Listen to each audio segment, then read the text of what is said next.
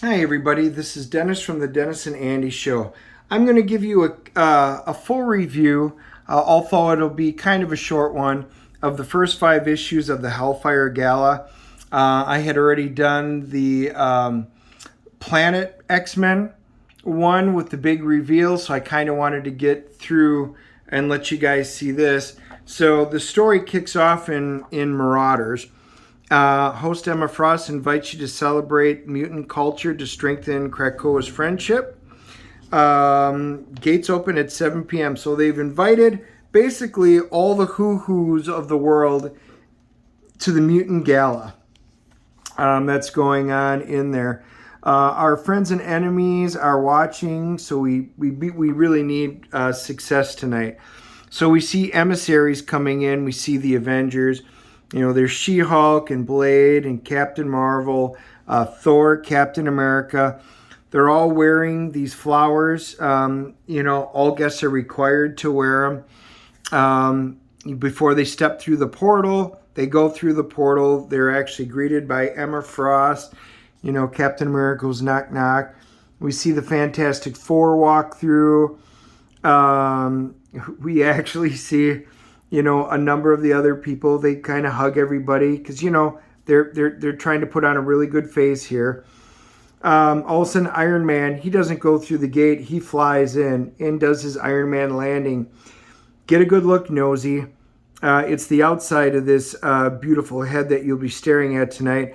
I know what you're thinking. Where'd Iron Man get those side dampeners? No, I'm thinking, where's your Krakoan flower, you boring old, explorative. You should have used the gateway on the island. It's a fragile ecosystem. Believe it or not, I don't actually throw myself into every unproven portable technology for fun. Dr. Doom walks through. So we start seeing the guests arriving. We see AIM members. Looks like J. Jonah Jameson. Nice to see you again. Dr. Strange walks through. Oh, I guess I'm underdressed. Professor X walks up, and there's Reed Richards. He goes, the kids wanted to come, so I made the time. I also wanted to say this to your face. He whispers something. It doesn't go very well. They've had some issues with Franklin and with Xavier and Magneto, with a lot of things that have happened in the past. So there's no love loss right now going on. So the guests keep arriving. Emma's already off script. I never agreed to this. She and Jumbo already have a theme for the next one. So they start in. There's music playing. Gasp. They see little trinkets like little butterflies. The concert's going on. You see, if Aunt Petunia could hear me play. Sentimental Rube. Thank you all. That was a cheap stunt. Oh, I was going to say astonishing. So anyway, we can see everybody kind of hanging out together, throwing some dice. Emma hits in there. Oh, look at that. Love the fact that we have Steve Rogers and Dr. Doom. Thank you for honoring with your presence. If I'm interrupting anything, do tell. Not at all, Miss Frost. I was just about to walk around your party. Is that what this is, a party? You and I have attended more than our share of state dinners, Victor. This is just one more. Firepower and style, of course. Well said, Stephen. Basically, she's like, just, hang out for the fireworks. Emma Frost, on behalf of the Shi'ar Empire, we'd like to congratulate Mutantdom on conquering your home planet. Ha, ha, ha, ha, ha. Dr. Doom just lets out this laugh, and he just doesn't laugh very often. This is pretty funny. The Shi'ar honor us by traveling to the distance to join us, and he's still laughing, ha, ha, ha. But that's not what Mutant has accomplished here on Earth.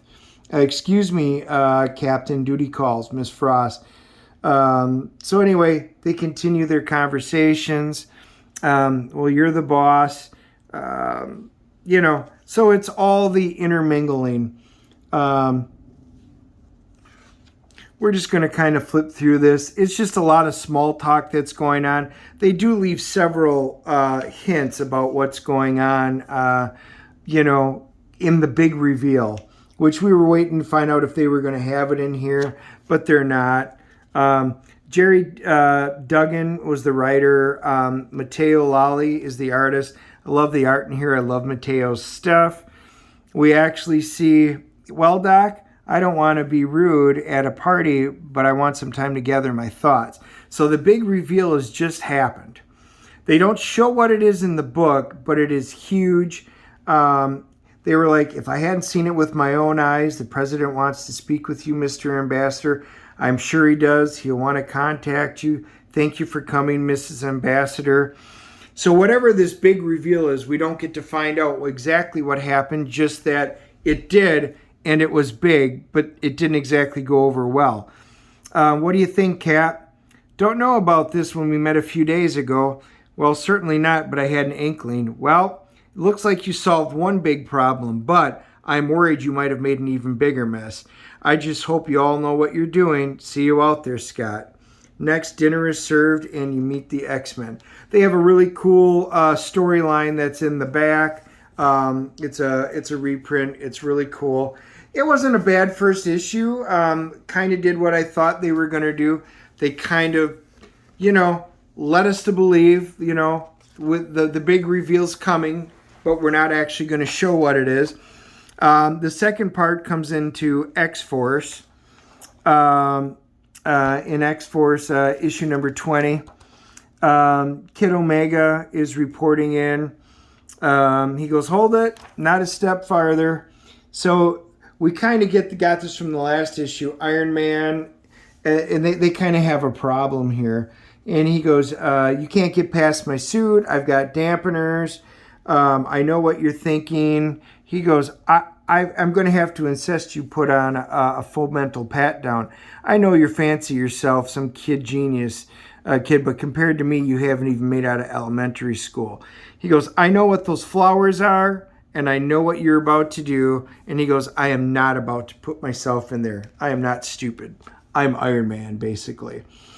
So we see that Beast is underground. Who's being difficult? Who do you think? Say no more. What are we doing otherwise? So far, so good. Requesting an update on the perimeter. Emma asked me for help. The Shi'ar gifted us with the logic diamonds. Domino's out there patrolling.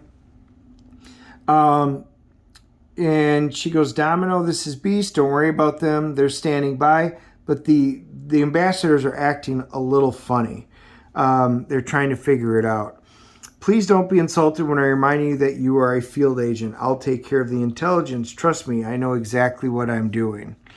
So Domino's out doing her thing. You can see that Sage, you know, they're up to something. Nor, you're really not missing anything. So, you know, liar.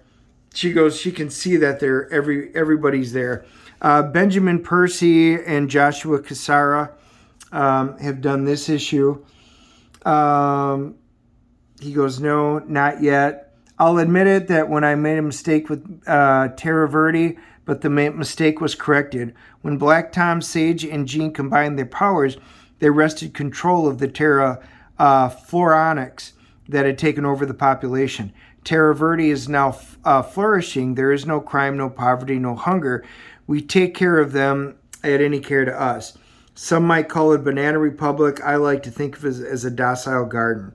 We're going to do some serious landscaping. Sage, how are we looking? The garden is growing, but what? I thought the plan was only to bug the nations that bordered Terra Verde.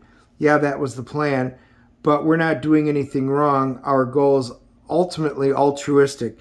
I don't think others would see it that way. It says, Beast's argument. Imagine the following scenario. The clouds part of the god descends. His mighty voice booms out like thunder. He offers to the world a gift. The gift out of his watchful gaze. He would keep an eye out for all of his children and warn or protect against them from harm. He wanted evildoers struck down. He wanted the good to prosper. His all-knowing wisdom would allow that. Wolverine's still out doing it, and he smells something, and he knows there's problems. He goes, incoming bogey. He lets it in. Oh, it's Deadpool. You got to be kidding me. Hey, sweetie, heard you threw a party.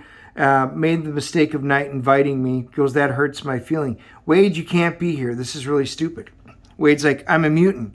I'm an honorary mutant then. Because he goes, you're no mutant.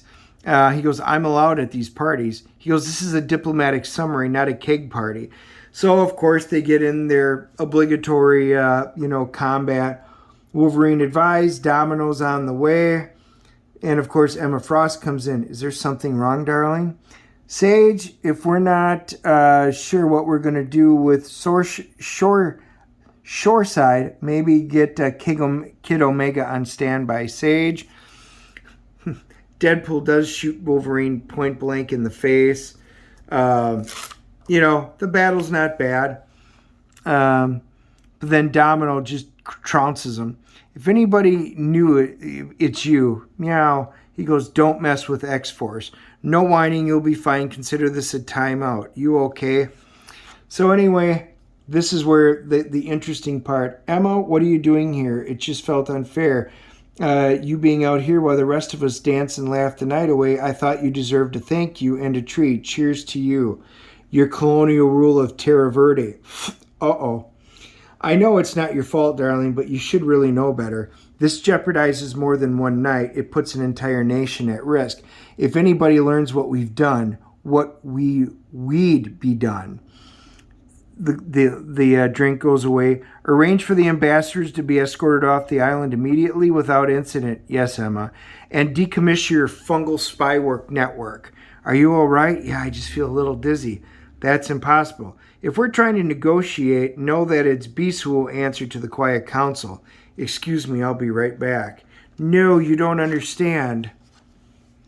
The telefloronic coding has been corrupted. We have been hacked. And you could see, that this goes, that they've been hacked. So obviously Beast is trying to increase the spy network going out in there. So he's doing something that wouldn't be this. Now with this next one is Hellions number 5. This is Hellions issue number 12. This is the third part of the Hellfire Gala. Now this is actually the best costume. Psylocke looked great. This is one of the few costumes that I absolutely loved in this gala. So again, these guys the Hellions have not been invited because they're always a mess. They decide they're going to go ahead and crash the party anyway. Mr. Sinister's kind of upset that the whole group didn't get invited, but they're going to go attend it anyway. They get dressed up and they're like, whoa, whoa, whoa, you're not invited to be here. Well, we're coming in anyway. He goes, you have no plan on being this talkative all night, do you? Because, of course, Nathaniel, Mr. Sinister's bragging himself up. Don't be modest. Nathaniel's also an abductor, an abuser, and a murderer of children. Ha ha ha, our little jokes. He goes, are you going to do this all night? Basically, yes. Fantastic. So he knows that this is not going to go well. They wind up having some issues. Kyle Aurora, I didn't think you'd come. So there's interpersonal relationships going on right now. Needless to say, Exodus, Mr. Sinister, he goes, you've managed to keep pace with my costume. You need to wake up before you wet the bed. It's great because it's always about the capes with Sinister, and Exodus actually does have a cool one. This issue really doesn't have a lot of things going for it in my mind in the gala. It was not a very important issue to me. That's why I'm not going to spend a lot of time on it. Basically, there's some jealousy going on in there. You challenge me. They're like, hey, they were flirting. Things go well. They create a big brawl. This is why they weren't invited in the first place. Big fight happens. Anyway, the fight winds up getting handled. That's pretty much the entire meet. They wind up going home. You guys are about to miss the fireworks. Get lost, kid. I don't see any fireworks unless, clever Emma for 1 second. Oh, there it is. and they get to see it. Psylocke tunes them all in with whatever happened happened. Again, for me, this was a completely waste of an issue. It didn't do anything other than a cute little side story. Nothing that's going to really further, in my mind, the storyline. I was not impressed with it. We now go to Excalibur 21. And of course, this Excalibur is dealing with Captain Britain. Tinny Howard and Marcus too do this issue. You can see Rogue. She's dressed up, So anyway, we continue on. Lots of things. To the Xmen. It's a toast for my favorite new member of the Xmen, Ma Femme. So anyway, Rogue, Gambit, they're all there, for it. But some interesting things do happen here. You know what's happened while you're gone. So that's Wisdom, Pete Wisdom. He's there, and he goes, you need to go back. You don't know what's happened while you've been gone. Rogue's smart little lie to get the coven off your ass while Miss Malice was in charge worked well enough. They were happy to cast out as a pretender who took the title. Well, basically, and the trust in Captain Britain to defend us is at an all-time low. She's like, ridiculous. I was shattered by Saturnine's tricks. Shh, stick to the mind talk. They're here. Tonight, why? They were invited. They insisted I attend with them, which spared me one of those ridiculous mutant fashions, I suppose. Who would invite them? Well, all their fear-mongering, the absence, got them to be named Protectors of the Realm. So the UK has designated them protectors. You cowards, you're afraid of me, so you cut off your own hand to get away from the mutant Captain Britain? Oh, you misunderstand, Miss Braddock. I am not avoiding you. You abandoned us. You're a monster. Charles, is it true? I'm afraid I don't know what Ambassador Brissot has called us here for yet. Our meeting hasn't even begun. I wouldn't be so rude as to pry. Oh, a rarity from you, I hear. I won't waste any more of your time. We're here to inform you the dissolution of the Captain Britain's alliance with Krakoa. I beg your pardon? I'll have the documents sent to your approval before they are officially forwarded to the relevant parties. But effective immediately, Britain rejects Krakoa's deal. Your citizens are welcome on our land as a foreign nationals, but your gates are not. Currently, you are in possession of several tons of mutant drugs, all happily repossessed and ready to be returned. And we no longer are interested in your extradition. Which breed who committed atrocities on British soil will face our own justice. If necessary, we can punish which breed crimes with our own magic. What magic? You've been cut off from Morgan Le Fay and the king in Camelot. It's which breed, too. This is not your land, Arthur. It is the true king. He is gone. He has abandoned you. I am Captain Britain. I defend Avalon. Your lighthouse, perhaps, on our land, though, and we will not stand for you controlling it any longer. She goes, are you joking? You're going to taunt us with the land? Do you know who I am? Step aside, you false druid. You have no idea what you're doing. Druid goes, I'm done with this place. So basically, all the work that Excalibur has laid is falling apart, at the hands. There we see Lord Braddock and then Megan. Nightcrawler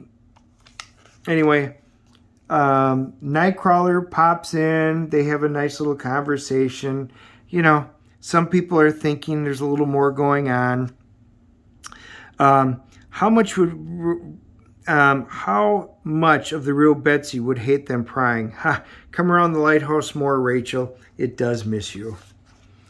Needless to say, we're back at there. They bring Pete Pride back at the coven. Work must begin. Wait, what are you doing? Blood must be spilt. Mutant blood. So they basically sacrifice Pete Pride, or Pete Wisdom, I mean. You won't get away with this. Captain Britain will make Captain Britain. Can you hear my thoughts? Betsy, help me. Oh, he gets stabbed, which of course awakes Morgan Le Fay. That now breaks, that mutant blood spilled, breaks Morgan Le Fay's basically imprisonment. So she's able to escape.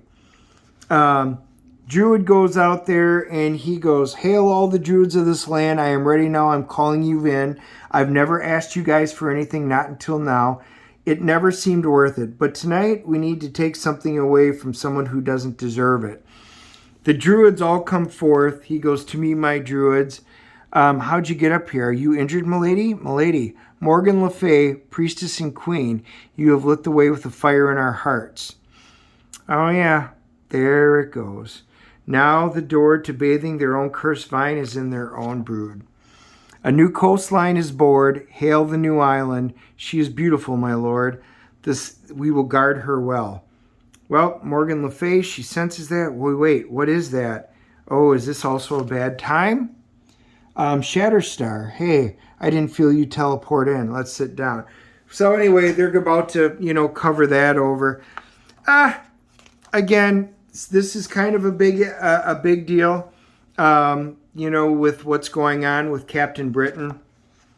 So basically, Morgan Le Fay has been released. We don't know. It looks like Mr. Wisdom has been taken out. So anyway, on we go to Xmen. The Xmen issue here is supposed to be pretty important, because this is going to be the reveal of the new Xmen team. That's what they were, touting this as. So we can see, the conversation. Namor, he's basically like, "Namor, why don't you sit on the council? Why don't you need to join us?" And he goes, I am not going to be on your council with those who pretend to be my peers. I have dominion over 70% of this planet, gentlemen. You're currently control what? An island? Get back to me when you have something more to offer. Until that day, my interests, whatever they may be, will remain divided.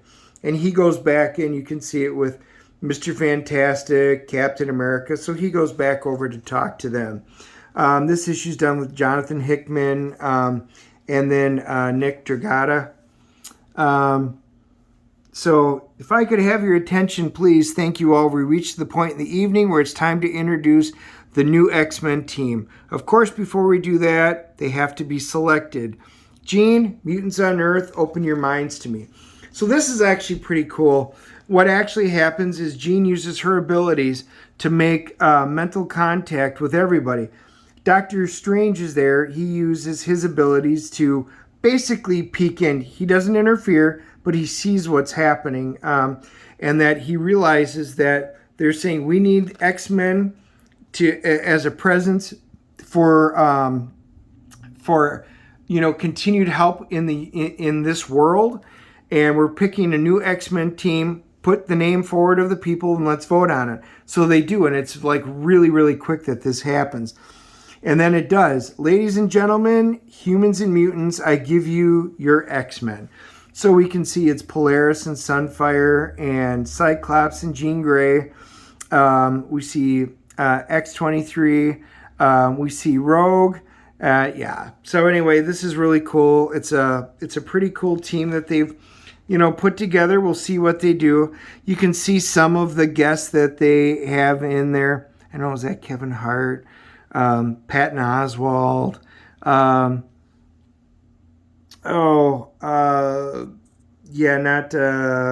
Tolkien. Anyway, they've got some of the guests that are in here. Kevin Feige, that's pretty funny. Hey, what's your story? Well, it's complicated. So basically, this entire issue is just presenting the new X-Men. So what's my story? I'm a dreamer. I'm an X-Men. You guys have a good night. The X Gong, and it says Bong, kind of like the Gong Show, kind of reminds me of.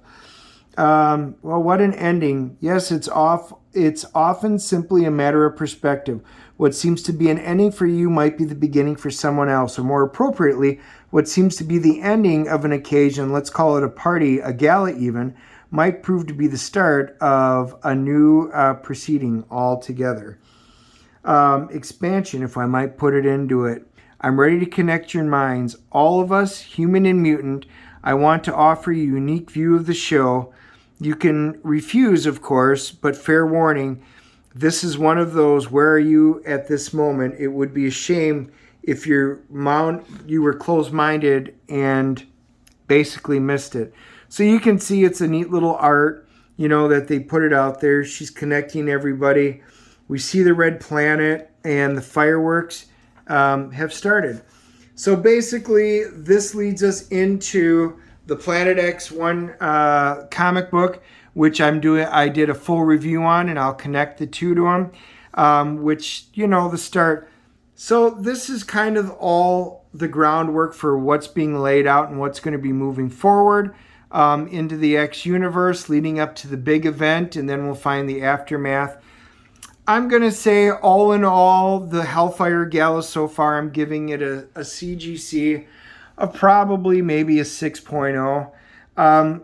Some of the stuff was pretty interesting. What's going on with Britain was pretty interesting.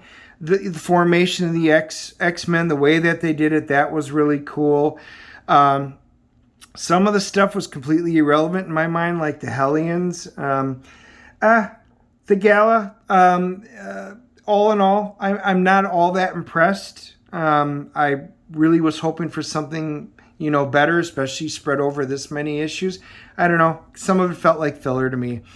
But we'll see. Maybe you guys disagree with me. Maybe you really liked it. Maybe you didn't. Leave me some comments and messages below. Let me know what your thoughts are on this. Hit the like and subscribe button. And then you probably want to check out the Planet X video so that you can see exactly what this led up to. There were a lot of hints throughout this. So if you've read them all, you know, you kind of have an idea what it is. The Planet X one was pretty cool. So anyway, we will talk to you all soon. Hope you enjoyed it. Later.